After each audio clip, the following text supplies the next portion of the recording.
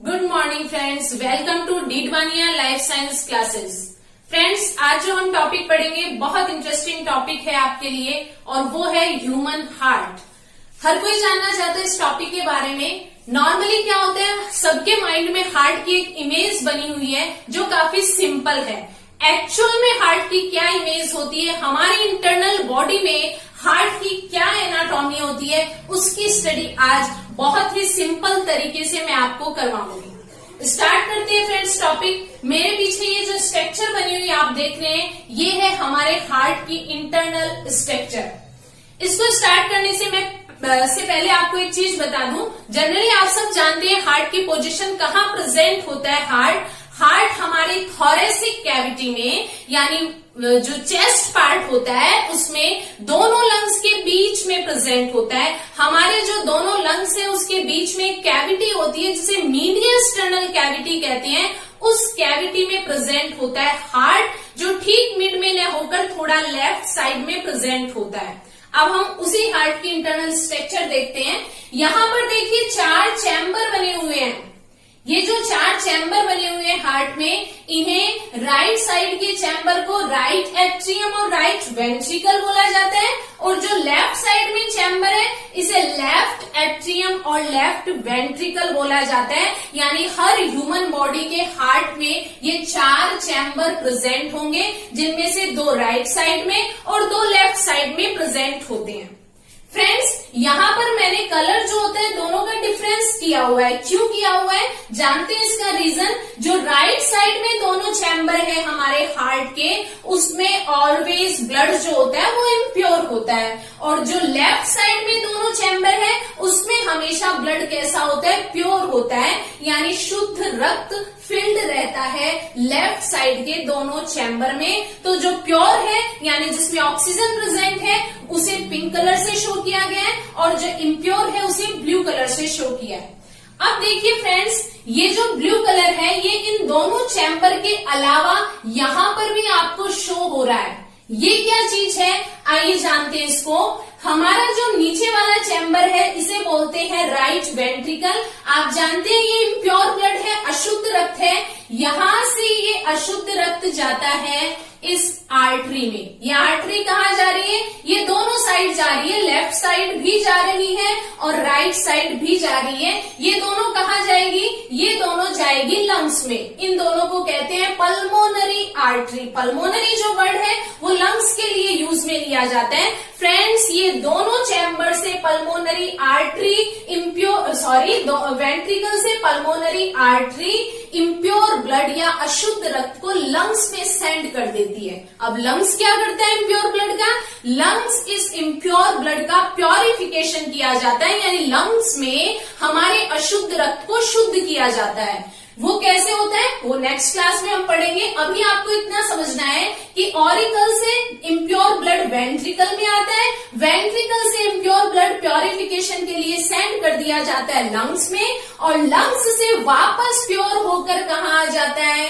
Left atrium में आ जाता है। आप जानते हैं इसमें दोनों में प्योर ब्लड है। कहाँ से आया, ये आया पल्मोनरी वेन्स लेकर आ रही है। कहाँ से लेकर आ रही है, लंग्स से लेकर आ रही है, जो कि प्योर हो चुका है। वो प्योर ब्लड आ जाता है एट्रियम, लेफ्ट एट्रियम में और लेफ्ट वेंट्रिकल में। ये तो थी जनरल स्ट्रक्चर। अब हम समझते हैं कि ये जो हमारा हार्ट है ये कैसे पंप करता है, पूरी बॉडी में ब्लड को कैसे डिस्ट्रीब्यूट करता है, बॉडी के हर ऑर्गन तक ब्लड जो होता है अपने साथ न्यूट्रिएंट और ऑक्सीजन को कैसे ट्रांसपोर्ट करता है। हार्ट में जो पंपिंग की प्रोसेस होती है, हार्ट में जो बीटिंग की प्रोसेस होती है, वो कैसे होती है। तो देखिए, बीटिंग की प्रोसेस सबसे पहले स्टार्ट होती है इस स्ट्रक्चर से। इसे कहते हैं हार्ट का पेसमेकर। पेसमेकर मीन्स जो लीडर होता है, जो प्रोसेस को स्टार्ट करता है। हमारे हार्ट में बीटिंग की प्रोसेस स्टार्ट होती है इस पेसमेकर से। सबसे पहले पेसमेकर जो होता है इलेक्ट्रिकल सिग्नल जनरेट करता है। ये इलेक्ट्रिकल सिग्नल पेसमेकर के थ्रू पूरे एट्रियम की वॉल में डिस्ट्रीब्यूट हो जाते हैं। एट्रियम मीन्स जो ऊपर वाले चैम्बर है, लेफ्ट एट्रियम और राइट एट्रियम में पेसमेकर एक सिग्नल सेंड करता है। वो सिग्नल क्या है, यानी एक मैसेज देता है कि दोनों एट्रियम को कॉन्ट्रैक्ट होना है। स्टार्टिंग कहां से हो रही है? पेस मेकर से। Pacemaker electrical signal generate करता है। पेस मेकर है क्या एक्चुअल में? पेस मेकर मसल्स जो है, मसल सेल, उसका एक ग्रुप है। यहां से कॉन्ट्रेक्शन की वेव दोनों एट्रियम की वॉल में डिस्ट्रीब्यूट हो जाती है। मींस हार्ट के दोनों ऊपर वाले चैम्बर को मैसेज मिलता है कि उनको कॉन्ट्रैक्ट होना है, उनको संकुचित होना है, तो दोनों ऑरिकल्स कॉन्ट्रैक्ट हो जाते हैं, संकुचित हो जाते हैं। अब ऑब्वियस सी बात है, सब जानते हैं जब कॉन्ट्रैक्शन होगा तो वॉल्यूम कम होगी, आयतन भी कम होगा। अगर आयतन कम होगा तो क्या होगा? यहाँ पर प्रेशर बढ़ जाएगा। यानी जो ब्लड पहले इतनी दूर में था, अब आयतन कम हुआ तो प्रेशर बढ़ा। अब वो प्रेशर कहाँ लगेगा? प्रेशर लगेगा नीचे। नीचे क्या प्रेजेंट है? यहाँ पर प्रेजेंट है वॉल्व और यहाँ पर भी प्रेजेंट है वॉल्व। यानी यहाँ पर वॉल्व प्रेजेंट होते हैं। जब प्रेशर लगता है तो ये वॉल्व ओपन हो जाते हैं। जहां पर जो राइट साइड का वॉल्व है इसे बोला जाता है ट्राइकस्पिड वॉल्व, और जो लेफ्ट साइड में वॉल्व प्रेजेंट है हार्ट में, इसे हम कहते हैं friends bicuspid valve. Okay, pressure लगेगा, दोनों वॉल्व ओपन हो जाएंगे, pure and impure blood atrium से एंटर कर जाएगा वेंट्रिकल्स में। ये एंटर करने के बाद ये वॉल्व वापस क्लोज हो जाएंगे, और इनके क्लोज होने से फ्रेंड्स हार्ट बीट की फर्स्ट साउंड क्रिएट होती है, और इस फर्स्ट साउंड को हम कहते हैं लब। हार्ट जब बीट करता है तो लब और डब की साउंड हमें सुनाई देती है। डॉक्टर स्टेथोस्कोप लगाकर जब आपकी हार्ट बीट को सुनता है तो उस टाइम उसे दो साउंड सुनाई देती है, एक बार लब की और एक बार डब की। है क्या वो लब और डब? जब ये वॉल्व क्लोज होती है तो फर्स्ट साउंड क्रिएट होती है, इसे कहते हैं हम लब। अब देखिए, यहां से ब्लड एंटर कर चुका है वेंट्रिकल्स में। वेंट्रिकल में भी कॉन्ट्रैक्शन होगा जैसे ऑरिकल्स में होता है। कब होगा? जब पेस मेकर कॉन्ट्रैक्शन की वेव को सेंड कर देता है नेक्स्ट नोड में। और ये क्या है? ये एट्रियम और वेंट्रिकल के बीच में प्रेजेंट है, इसलिए इसको कहते हैं एट्रियो वेंट्रिकुलर नोड या एवी नोड। अब देखिए, एवी नोड जो होता है उसमें कॉन्ट्रैक्शन का सिग्नल मिल चुका है। यहां से कॉन्ट्रैक्शन की वेव मसल फाइबर की हेल्प से पूरे वेंट्रिकल्स की वॉल में डिस्ट्रीब्यूट हो जाएगी। इन मसल फाइबर को बोलते हैं पुरकिंजे फाइबर। ये पुरकिंजे फाइबर दोनों वेंट्रिकल्स की वॉल में कॉन्ट्रैक्शन की वेव को सेंड कर देते हैं, जिससे दोनों वेंट्रिकल्स कॉन्ट्रैक्ट हो जाते हैं। मीन्स दोनों वेंट्रिकल्स की वॉल्यूम आयतन कम होता है। आयतन कम होने से यहाँ भी ऑब्वियस सी बात है प्रेशर बढ़ेगा। आयतन कम होगा तो जो ब्लड यहाँ पर भरा हुआ है वो प्रेशर लगाएगा। अब प्रेशर कहाँ लगेगा? प्रेशर यहाँ लगेगा सॉरी, यहां से ब्लड कहाँ एंटर करेगा? इस स्ट्रक्चर में। ये क्या है? मैं आपको स्टार्टिंग में बता चुकी हूँ, ये है पल्मोनरी आर्टरी जो इम्प्योर ब्लड को लेकर जा रही है लंग्स तक। ओके, तो यहाँ पर प्रेशर लगेगा तो वॉल्व ओपन होंगे जो कि आर्टरी पल्मोनरी आर्टरी में एंटर करने से पहले, और वॉल्व के ओपन होने के बाद ये एंटर कर जाएगा इस आर्टरी में और यहां से चला जाएगा प्योर होने के लिए लंग्स में।